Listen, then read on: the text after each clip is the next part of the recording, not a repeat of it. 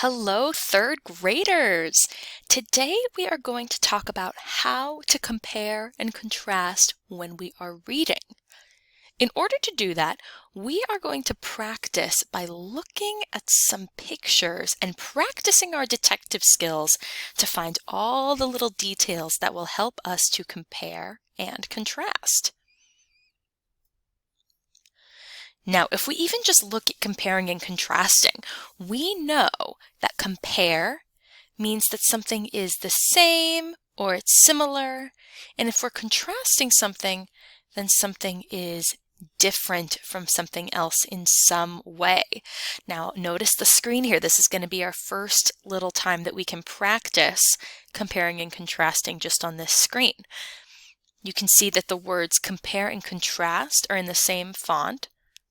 So I'm comparing them. Their fonts are similar, so they look kind of similar to me.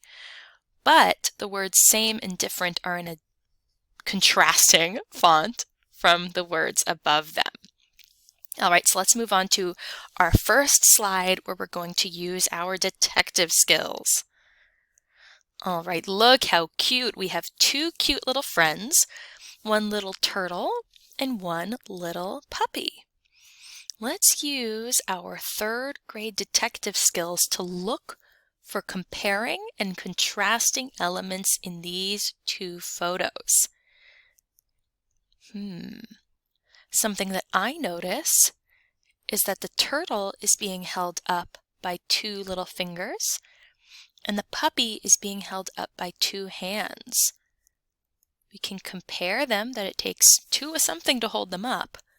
But we can contrast them because one is so little that it just takes two fingers. And another one is still little, but it's big enough to need two hands. So take a minute, look at these pictures, use those detective skills. What else do you see that is similar and what's different in these pictures?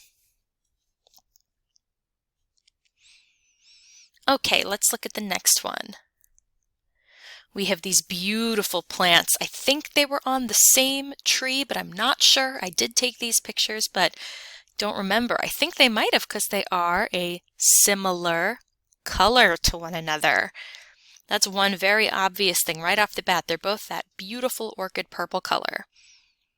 Again, take a second to look at these and consider, how are these pictures different and how are they the same? What words would you use to compare these two pictures? How would you describe that they're the same?